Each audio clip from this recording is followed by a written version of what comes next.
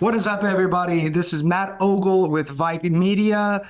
And I'm in Houston right now, but there's a lot going on in San Antonio, Texas. So I'm going to start talking a little bit more about that nowadays. So starting off right here in the coach's corner, we have Coach Melissa Dahle with Brennan Volleyball. So first and foremost, y'all compete in arguably one of the top districts in the state. There are a couple that have a lot of contenders, but the sheer talent that's within this district, I'm sure it prepares y'all well for the postseason. So what is the mentality as y'all get ready to continue on with this district schedule that's started to take place? Just compete every day. We have to prepare for every team that we have. We can't take anyone lightly. We've already gone through round one with Harlan and O'Connor. Tough teams. We did fall short against both of them, but we're a young team this year. We're rebuilding in some areas, but you can't really tell that. And that's what we talk about in our gym all the time, that we're getting better every single day. And I have two young setters, sophomores, running our offense that are really catching up to what we're trying to do. And so really just the mentality of getting a little bit better every single day, working together as a unit. And I told them last night after our game that when we work together, we're going to be a very hard team to beat. So just continue to emphasize that. Oh, yes, ma'am. Yes, ma'am. You mentioned some of those setters. Can you detail can you name off some names so we get an idea of who we need to look out for once the playoffs roll around? Yes. So right now, our starting setters are Aviana Contreras and Ruby Mars. They're both sophomores. Aviana has been our starting setter, and she's doing amazing. And Ruby is building in her confidence, and she played so confident last night. And she's getting better every single week. And so those two are running our offense right now, doing a great job. And then you got, looking at your list here, like Mia Nunez on the outside, along with Angel Ostegin. Am I pronouncing that right? I was looking at, you got a lot of people on that stat line on Max Preps, I got to say. There's not one particular one that stands out above the rest, which I think is a good recipe for success, as well as it's very evenly balanced across the board in terms of contributions from these players. You've told me that you've been here at Brennan for 6 years. So what is the point you try to emphasize with each new group that comes into your program? And I guess you could speak on the culture that you and your staff have been gradually producing there at Brennan. So our motto and our culture that we go off of every single year, well, for the past 3 years, I started this, it's the culture of all of us, that all of us are important to the key piece of it. So it's our community, which is amazing. The Brennan community is super involved and awesome. All of our kids, if they're our starting, if they're Gianna Brown is our starting middle, who gets a lot of the publicity, who is awesome, she deserves it. Or if you're somebody that's our student trainer, you're just as important part of our team as ever. And that's something that really helps us a lot. What would you say is the strength of the Bears team this year?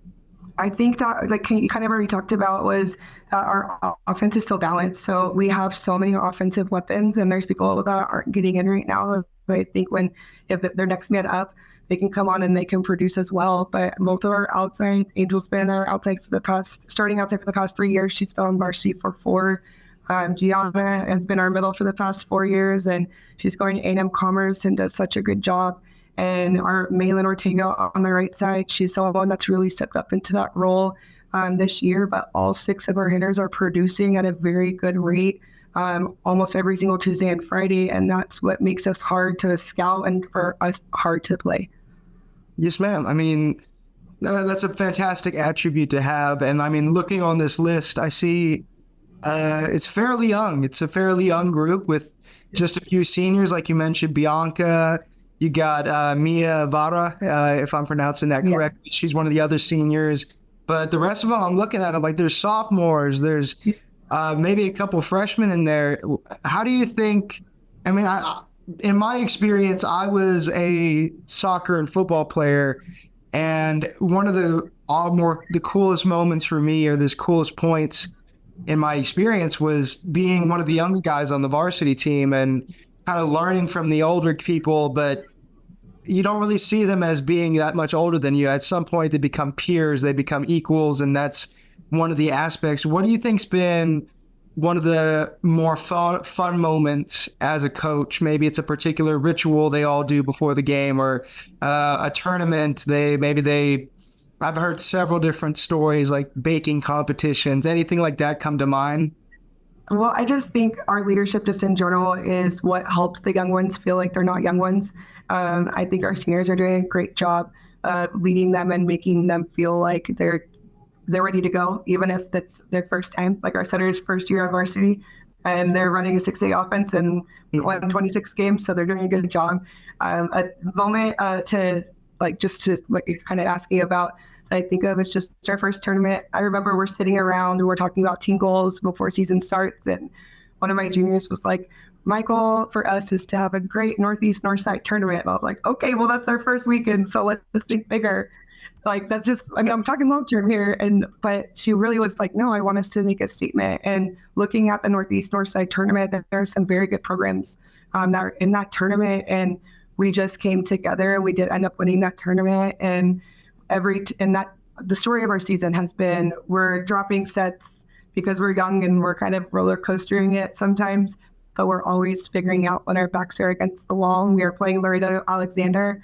They kind of kicked our butt the first game, and we came out and we finished the job and we came together, and that's been fun. And that's, I think, not that we're the underdog mentality, because I think we've established that we're a good program in the city and in the state.